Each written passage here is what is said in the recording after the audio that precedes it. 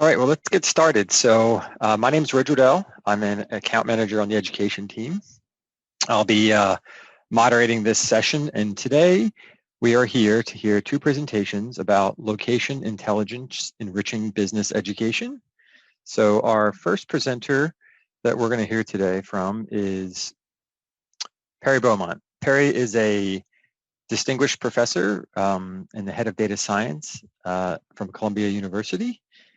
He has written a few texts in digital finance, and he's going to talk about the confluence of economic suffering occurring worldwide from natural events and alongside the growing reluctance of traditional insurance venues to provide coverage for these calamities. So after that, we'll be hearing from Ajavit Sarkar from the University of Redlands.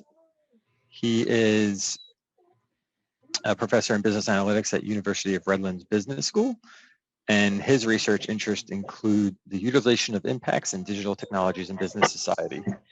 So I'm going to get started, and we'll hand over the presentation to Perry Beaumont. Thanks. Thank you, Reg. And I did provide a slide prior to today. If it's not at fingertips, I'd be pleased to pull it up on my side through share screen, whatever your preferences there might be. Yep, we can do that. I believe you should have sharing privileges, Perry. I do. I just wanted to defer to whatever your preference might be, whatever you wish. Yeah, you can definitely share your own content. That'd be great. Okay, let me get that ready for us then.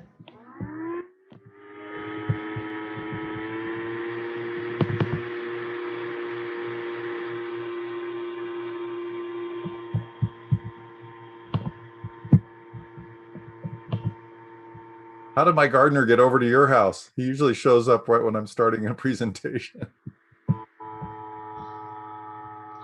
Okay, so hopefully now you should see a single slide with the title Economic Consequences of Climate Disruptions, yeah?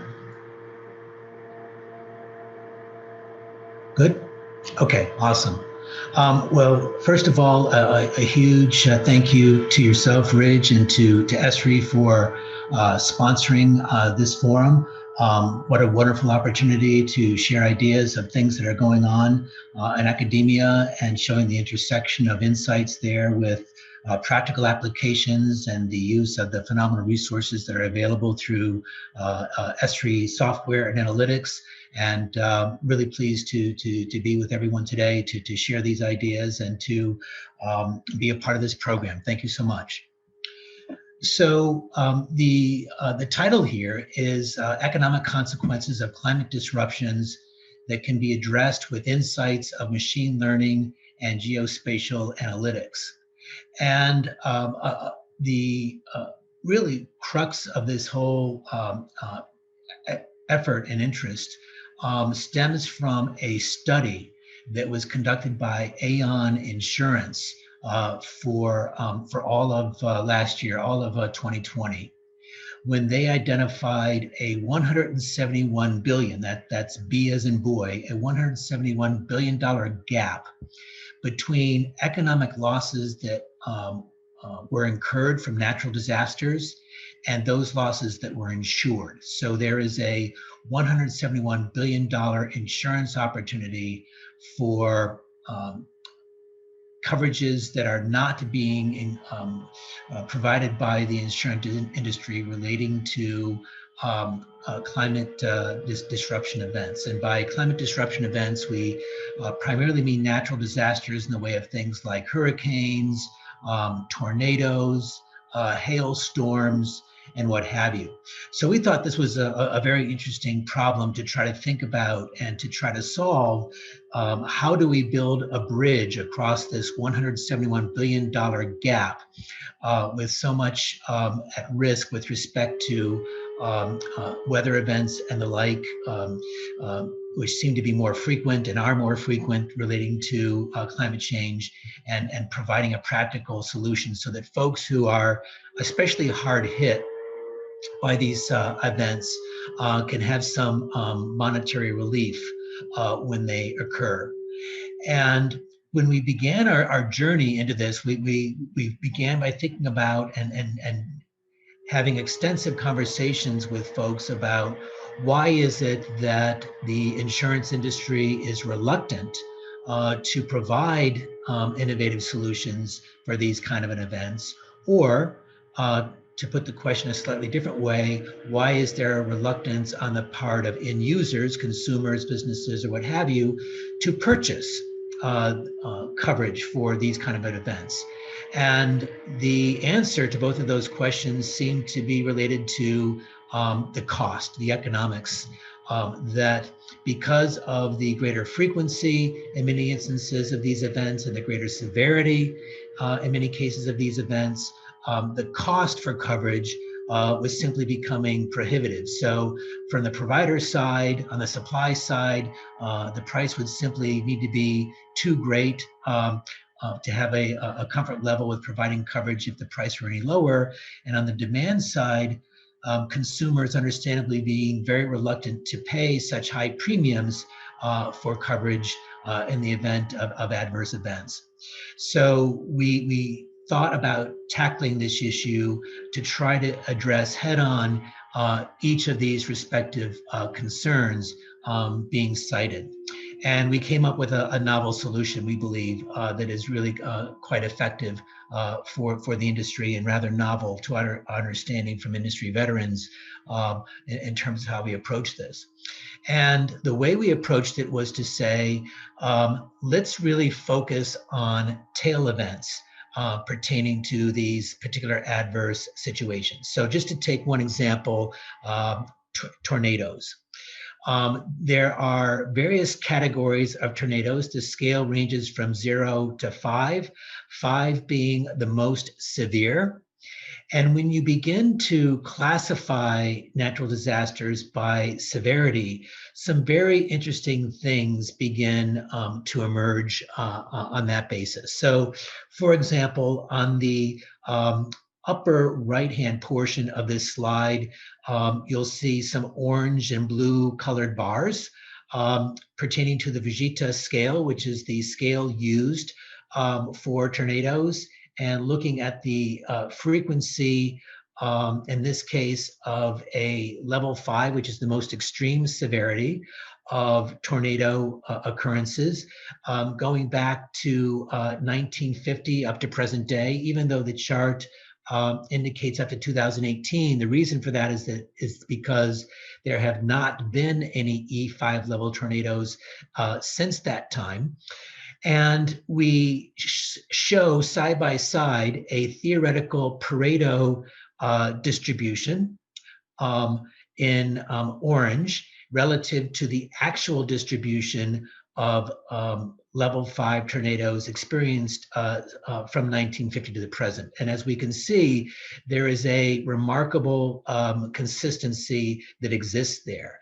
And that relationship in the context of looking at a theoretical Pareto distribution profile relative to actual experience, in this context for tornadoes, responds remarkably well and consistently across all of the natural disaster profiles we looked at. So this kind of theoretical versus actual relationship exists not only for tornadoes, but for hurricanes, for floods, for tropical storms, snowfall, days of extreme heat, days of extreme cold, and what have you. So one of the greatest insights that we obtained from this study, and with the use of Esri software and the geoanalytics and geospatial insights that we were able to look at, was that understanding the extremes of these particular events really put them into a very different category of understanding and statistical properties, as opposed to looking at all particular cases. So just as another example of insights in that regard, if we were to isolate tornado severities, for example, by level E5, we found that there is a very specific, well-defined corridor, geographic corridor, that cuts across the United States that is contained for level E5 tornado experiences. So to say that a slightly different way, if we were to simply plot on a map of the United States, all levels of tornadoes from level E sub 0 up to level E sub 5, according to the Fujita scale, we would see a scattering of tornado reportings all across the country. But when we shift our focus to level 5, that shrinks up and consolidates very quickly. And when we further studied that consolidation, we saw what were pretty remarkable findings from our point of view of the attributes pertaining to topography and other geographical dynamics pertaining to that particular geographical corridor, pertaining to level E5 experiences. All things that would have been very difficult for us to identify without the benefit of Esri analytics. And when I mentioned, by the way, that these findings that we came across were remarkable to us, perhaps I could be a little bit more inclusive in terms of how I'm defining that.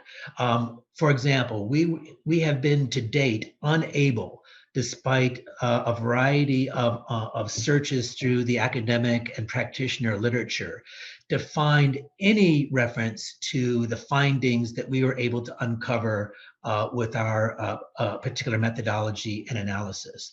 And in addition to that, we've been very fortunate to work with some really smart people within the Columbia University ecosystem, the Earth Institute, the Data Science Institute, and others who have very freely and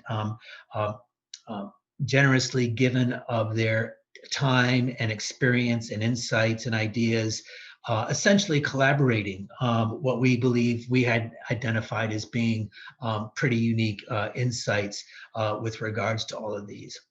So by better defining levels of events and geographical concentrations of particular events occurring, we are able to much more surgically define and identify risk areas versus non-risk areas, and essentially build on that arbitrage between perceived risk of particular types of events by geographical area and actual risk of these various events per geographical area.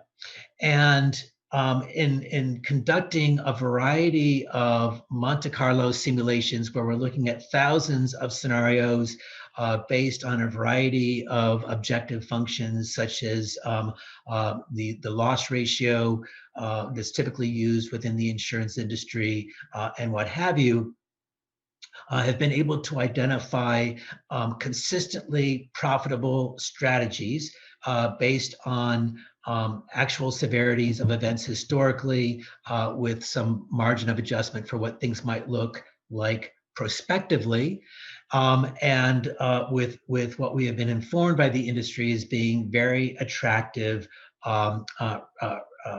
expected returns on the basis of those analytics. So the opposite side of that then, in the context of supply and demand, on the demand side, by being much more precise with these tools and measurements, being able to identify pricings for these particular types of new insurance products being built around these insights that make it much more attractive financially for the end users. And to give you a little bit of a sense then about how these products would work, in the traditional kind of insurance context of these with these events, the event might occur, the insured might call up the insurance entity and say, okay, I had an event, and then they'll send an adjuster, and then they'll look at the damages, and then there might be a dispute where maybe there's the policy perspective that's taken by one party or the other that there was coverage, but it was only in the event of high winds. and the damages that were incurred are attributable more to flooding, maybe that occurred because of the high winds, but nonetheless, they were water related, not wind related, and it goes round and round, and there's delays with persons getting paid and all the rest.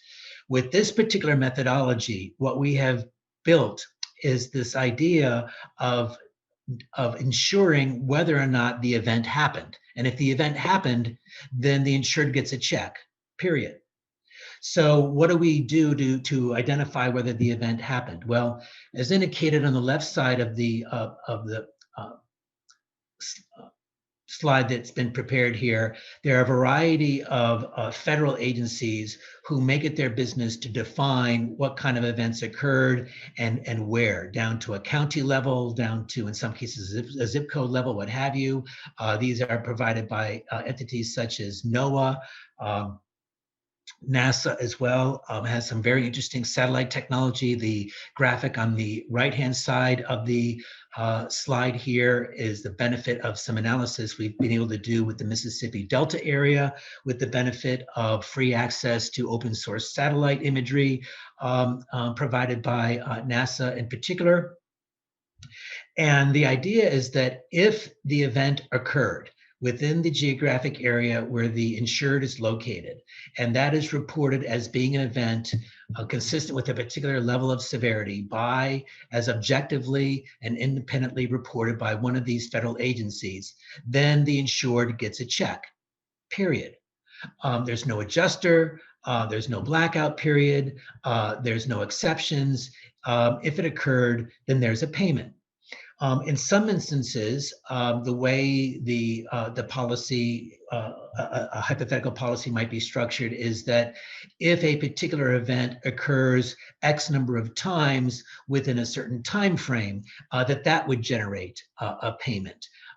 There's a variety of ways that it can be structured mathematically, but the idea being that it really kind of removes all of the subjectivity that can oftentimes be involved with insurance coverage events, makes it much more objective.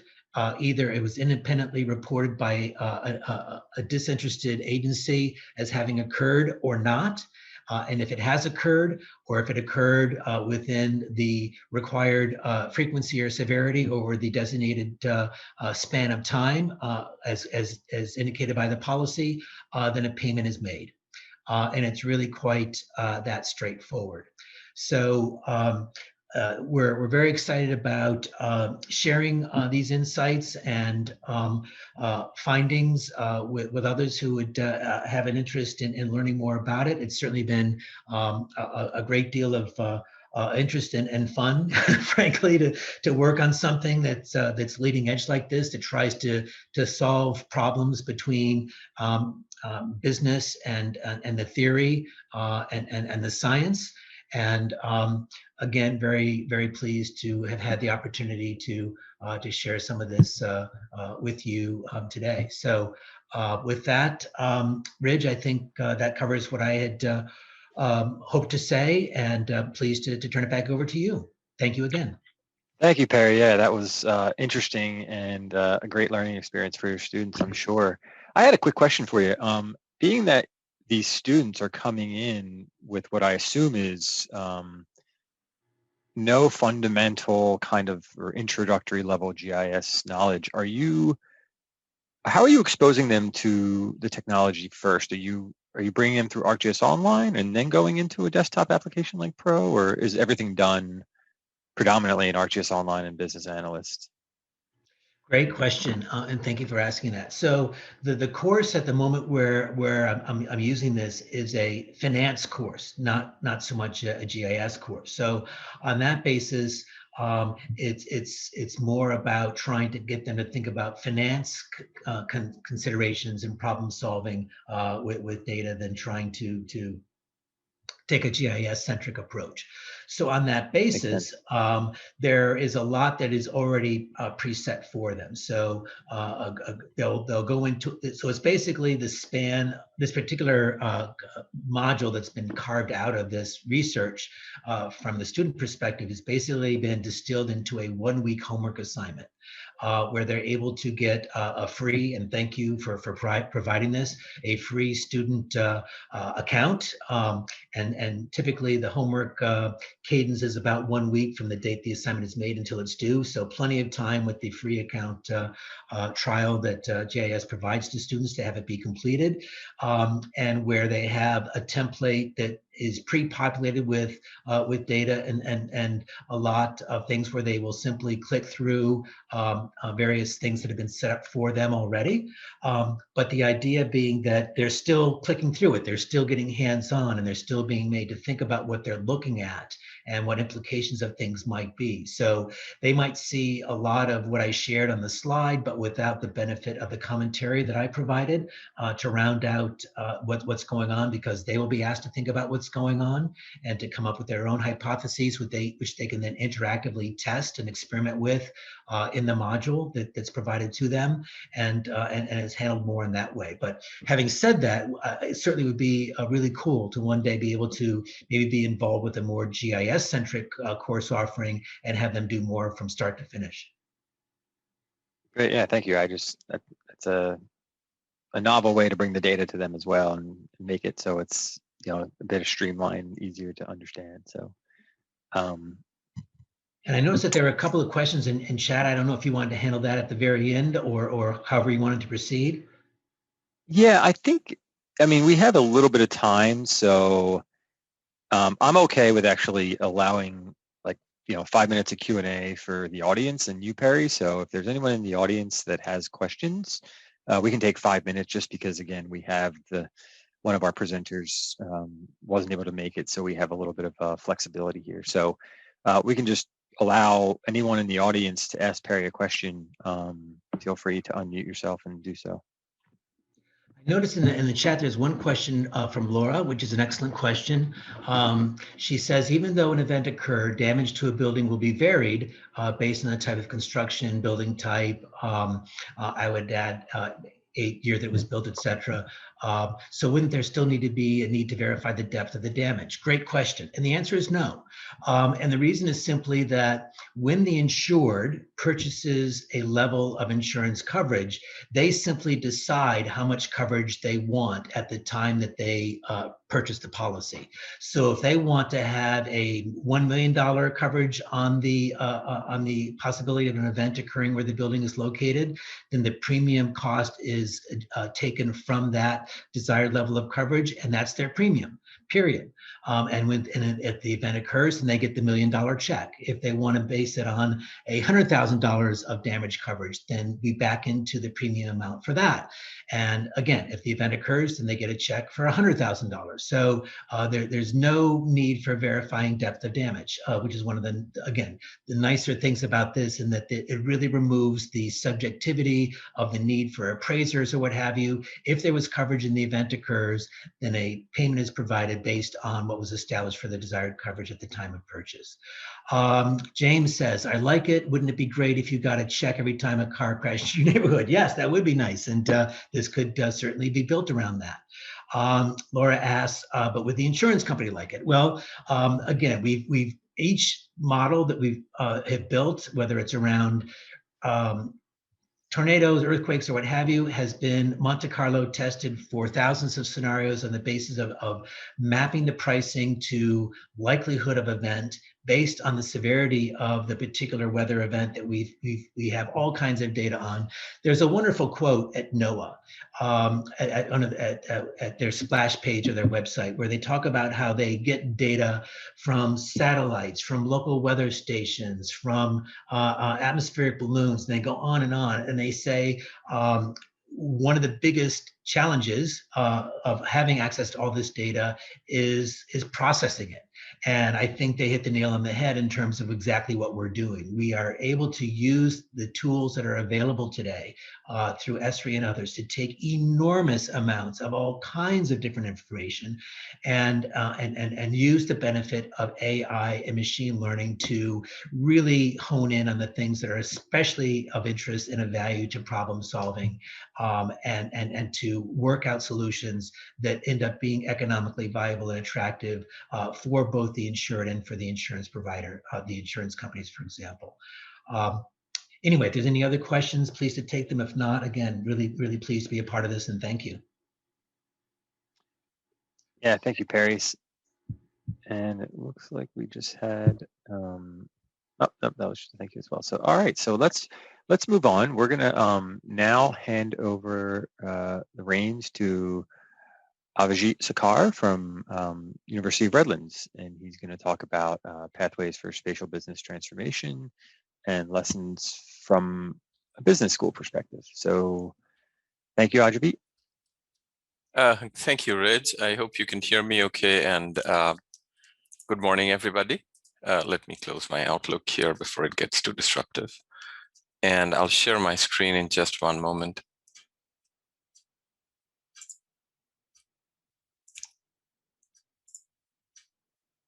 Okay, so here goes. I hope all of you are able to see this.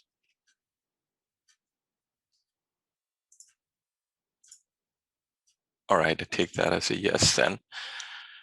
So thank you again, and good morning, everybody. I'm pleased to have the opportunity to talk about some of the work that we have been doing from a curriculum standpoint at the University of Redlands, where we have had a rich history, of course, in strong collaboration with Esri to spatialize our business curriculum. The title of this talk, as you can see, is Pathways for Spatial Business Transformation, and some lessons, but so much of reflections really from kind of the business curriculum infusion that we have done over the years. This is work done in collaboration with my colleagues, Professor James Pick and our Dean, Tom Horan. Both sent their regrets. Unfortunately, they're traveling. So let's kind of begin. We've been doing quite a bit of work over a number of years now in terms of really trying to understand what's the best way, the right strategy to infuse business curricula with spatial thinking, with geographic information systems, and more recently with location-based analytics, location intelligence. And as we have been kind of building our intellectual expertise and capital in those areas, we have had the opportunity since before the pandemic, actually, over a number of years, to connect with businesses in the private sector, as well as a number of organizations in the government, starting with the U.S. Small Business Administration, the U.S. Department of Commerce over the years, through recent partnerships with other entities. And of course, it is well known that since the pandemic, businesses have, of course, struggled with enormous challenges in terms of business continuity and business resilience. And so those have come to the forefront as inherently areas that have a spatial underpinning, if you may. But if you start with connecting with customers, growing the business, managing risk, speaking of the previous presentation, ensuring that supply chains are efficient, they're resilient, as we have seen the importance again over the last 12, 18, 20 months. And then, of course, ensuring regulatory compliance that can be extremely important, finance, insurance, real estate, onto research and development. These are all areas where bit by bit, spatial has been gradually infused, and organizations that have infused geographic intelligence, geospatial technologies have, of course, reaped rich dividends in terms of really kind of infusing spatial across the enterprise. But as much as a lot of organizations have been able to kind of successfully do this, and what we call as advanced location and location-based analytics across their value chain, many have struggled. And many have struggled because of the fact that there isn't quite, if you may, a ready-made spatial business workforce. If you look at kind of some of this recent research that has come from a couple of different places, including Minnesota's Workforce Center, there are these different echelons or hierarchies of the traditional kind of GIS workforce, if you may, starting with GIS technicians, GIS analysts, GIS specialists, onto cartographers, geographers, geodesists, and onto survey managers, GIS developers, and GIS project managers. As you achieve kind of the seniority, there is kind of the background that people would typically have would be in geography and GIS science and related disciplinary areas. But in the private sector, as we have been kind of interacting with more and more leaders in a variety of different organizations across a different set of industries, we are increasingly coming across folks who have some of these different titles that are position titles, if you may, that are coming up on the screen. And this is based, again, folks, on a set of extensive interviews and surveys that we have done with private sector leaders over the last, easily 5 years now, from folks at leading retail pharmacies, top 3 insurance company, fast service restaurant chains, leading real estate company, and public transit agencies, one of the largest ones in the US. And so if you look at some of these position titles, it's becoming apparent that many organizations are starting to become very serious about geospatial, but a lot of it is happening under the hood, if you may. And why? Because there is increasingly enormous amounts of competitive advantage that organizations are able to leverage using location intelligence. But the interesting thing is, as much as these interesting positions are being created that are often supported by a cadre of business analysts, GIS analysts, data scientists, domain experts, there isn't quite that, as I was mentioning, that spatial business workforce. How do we go about cultivating one, creating one, so that spatial infusion in the private sector can happen more organically, more systematically, and I guess more creatively. So that has prompted us to think about, as a business school, right, what we are really doing is in business education. As you try to spatialize curriculum, of course, there's the question, or sometimes the quote unquote, the tension of trying to find that blend.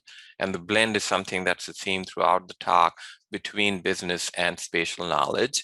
And if you look at this this 4-quadrant approach, here are some relative positionings of some of these positions through the US Department of Labor codes and so on and so forth, where one might put some of these different positions and position titles, right? This is subjective, yes, but it's just a visual way of kind of thinking about the fact that if one were to advance along the continuum of knowledge, right, both in business and in GIS science, what is the right way to do this? What's the right blend to find?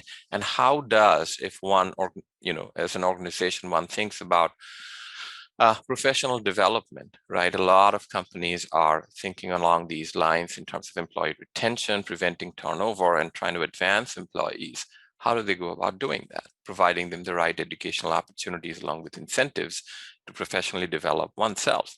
So I'm going to talk about 3 different ways, pathways as we call them, to ensure that we create what we call is a robust spatial business workforce that can ultimately pave the pathway for spatial business transformation, particularly in the private sector. What we do, again, I'll say this right up front, is trying to focus right around here. I hope you can see me hovering my mouse pointer on the screen, is trying to move folks along both the dimensions, or both the axis, from low to high, and it remains a work in progress for us. One of the first things that I'm going to discuss with you is our long-standing MBA program, and you're looking at kind of the MBA as it exists today. This is, one of the more standard business programs that a business school offers in any institution, right? And one of the things that distinguishes us in our MBA is our concentration in location analytics. While I wanted to kind of spend a minute here talking about how all of this kind of comes together, the location analytics concentration in and of itself is a 4-course concentration that students have the opportunity to pick up as they enter into the program or along the way. This 4-course concentration is about 16 units, so it's a third of our program if one goes through the entire program and needs the business foundations. And it gives students an opportunity to really kind of expand their knowledge of GIS and location in a business setting looking at it through a very strategic perspective. An interesting aspect of this program is, of course, if you look at the concentration, we try to make connections, not just in between these different classes, and gradually kind of take students up their business knowledge, their technical knowledge of GIS and technical knowledge of IT, but to surround that with the business knowledge that they're gaining throughout the program. So it's a more holistic approach. A little bit more specifically, this is the sequence of classes. They begin with an intro class in location analytics and marketing.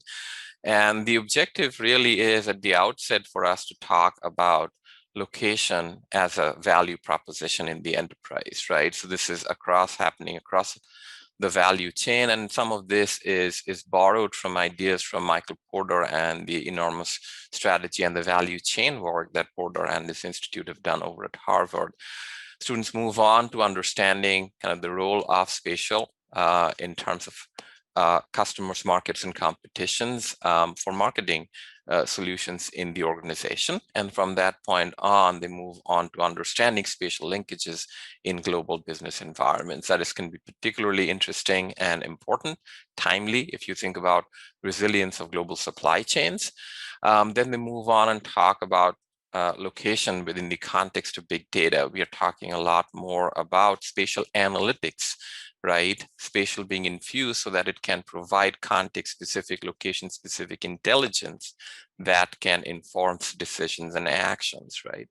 And then what we end up with is this very broad view of managing and leading a contemporary business with the aid of spatial technologies, with the aid of location analytics. So spatial business strategy at that point comes to the forefront in trying to appraise, right, where is an organization in terms of its overall maturity in terms of spatial. I'm going to quickly kind of take a sneak peek at the time on my computer here. All of this is, of course, supported with, by Esri in terms of all of the software and the data. A lot of it is hosted, and we are enormously thankful to Esri as well as to our own colleagues at the university, particularly in the Center for Spatial Studies at our university IT, who are hosting all these solutions, rich solutions with enormous amounts of business data that they're able to house. I can tell you that students' eyes light up when they see a lot of this data and the geospatial technology. And the challenge for us is, as I'll talk in just a little bit, is sometimes to kind of almost have to force them out of the immediacy of looking at, all that the technology can provide, and again, have them pull back and think about, geez, what's the business problem that we are looking at? What are the business issues that are front-ending the technology, if you may?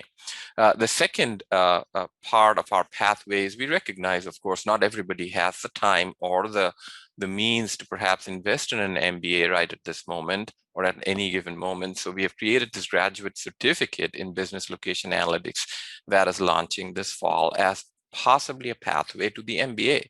This is a 3-course, 10-unit, entirely online graduate certificate that's launching in August.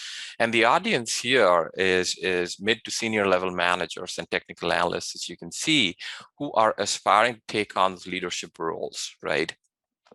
They're perhaps at this point IT analysts, GIS analysts within IT and GIS departments, or in real estate, or in operations, and so on and so forth. And what we have realized during the course of a pre-pandemic academy that we hosted on our campus in collaboration with Esri, called the Spatial Business Academy, we had a room of about a couple dozen individuals from all over the United States and North America, as a matter of fact, from different industries.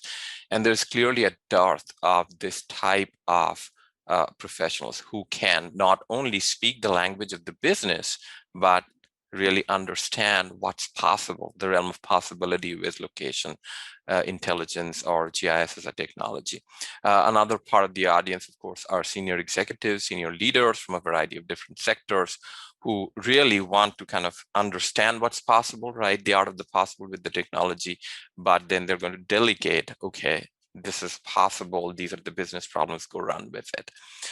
Some of the objectives, of course, again, kind of building on what we've learned from our MBA, starting with having a location value conversation across the value chain, demonstrating understanding of spatial business applications across a range of different functions, getting familiar with some of the tools and the technologies, but then effectively marrying it with business problems, with business strategy overall. A big part of the certificate is digital storytelling, right? What we repeatedly heard at our academy is people having difficulty communicating effectively, right? Telling the story of what's possible with GIS. Again, having the conversation, evangelizing it across the enterprise needs kind of telling the story. And of course, telling the story, especially at the senior level, needs an articulation of the ROI of spatial investments as it relates to business strategy. Last but not the least, and these, by the way, again, as these boxes show up, are the 3 courses of the certificate and how they relate to these overall learning objectives. GIS has been embedded in our undergraduate curricula since about 2007, when we created, I think, worldwide, one of the first dedicated core courses in GIS for business.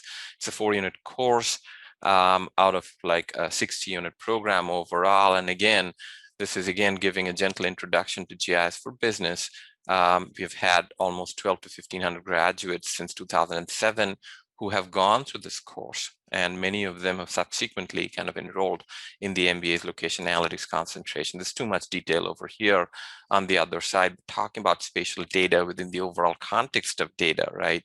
Data sources, their accuracy, availability, business GIS applications across different sectors and industries, and how it all relates to decision-making, to problem solving, and some of the ethical, legal, and privacy concerns that are emerging, that have emerged quite a bit with the use of location-based technologies. So again, the Redlands approach is really kind of this, that is succinctly summarized, I hope here, is that we lead with business, right? Some of the top BI objectives, as has been recently articulated in surveys, has been, decision making. That's important. How do we grow revenues, grow the business overall, save costs, increase our competitive advantage, enhance customer service, risk management, compliance, et cetera, et cetera. Those are business questions, business objectives, and we run with those. And we surround that with the IT, with the GIS location analytics. The people and the strategy components are extremely important, as we heard from a number of these interviews and conversations that we've had over the years, and then the ethical and the legal aspects as well. I wanted to end with 5 key points, or 4 key points really here. And while you can all read what's on the screen, I will take a moment to point a couple things out. As we have been doing a little bit of research for this book project that I'll end with, here are some of the things that have come up in our research. This is from Jack Levis, Senior Director of Process Management at UPS, really the father figure of GIS innovation at UPS. And this is one of the things that he said, that I'm not a GIS guy and I've never brought a GIS project to the C-suite. I could care less about GIS. I care about business process. We bring GIS inside a business process. Stated in a different way, as part of our interviews, a geospatial manager and enterprise business intelligence and analytics at one of the largest insurers here in North America, who said that we didn't try to solve everyone's problems at once. A very interesting approach to evangelize GIS across the enterprise. Which problem is the most impactful? What was the quickest thing that we could do for that problem? Low-hanging fruit, if you may. The thing that got bigger and broader and got more business-centric, more integrated with the applications, etc. It's taking those kinds of small bites at a time versus coming in and saying, GIS is the answer, let's go. So this is kind of very, you can see the reconciliation between these 2 individuals as part of a broader tapestry of intelligence that we have been benefiting from. So overall, business education with GIS at Redlands has been successful as we've kept it business centric. We lead with the business objectives, the business questions, not the technology, if you may. The blend that I began with, that has been extremely important, trying to find that right blend. And again, tying it to the last point is customizing it for the audience that you have, whether it's undergrad, grad, or that professional development component that's happening. We take an enterprise approach, as most spatially mature organizations are doing. They're having this value-based conversation in their companies, right? So we try for students, as much as they want to focus on, oh, I'm in operations, or I'm in real estate, etc. And then the trifecta is important, is to connect private sector and government with academia. So I think I'm going to end there. I think I'm coming to the close of my time here. Yeah, I don't know if there are questions that you there may was have. one that was mentioned by Robert Butner. And are you leveraging Power BI in your MBA? Some of our instructors have done it in different ways, Rich. So Power BI has certainly been part of some of the packages and tools that we have looked at. And again, it's really the technology that follows the business needs. So if the business need is kind of reconciling well with something like a Power BI, sure. Do you guys teach insights within your MBA program? Yeah, as a matter of fact, in the MBA, we have this kind of the comprehensive view of both desktop as well as cloud-based. So insights and ArcGIS dashboards again, increasingly powerful for visual storytelling, digital storytelling, as well as frankly for decision-making, what if kind of questions and analysis. Great. No, that's something I just wanted to mention. Yeah, I did. We have a couple minutes here. I just wanted to I did put in the chat window a resource that is kind of a newer landing page for our education team. It's our business and education landing page. So there you'll have some resources to get you started with tools, curriculum advice, and again, our team, your education account management team, we're here to help. So please leverage us in any way that you need help with this kind of new frontier, if you will. So thanks again, everyone. Hope you got some great information out of this, and thanks again, presenters, for a wonderful presentation. So everyone have a great rest of your day. Thanks. Thank you.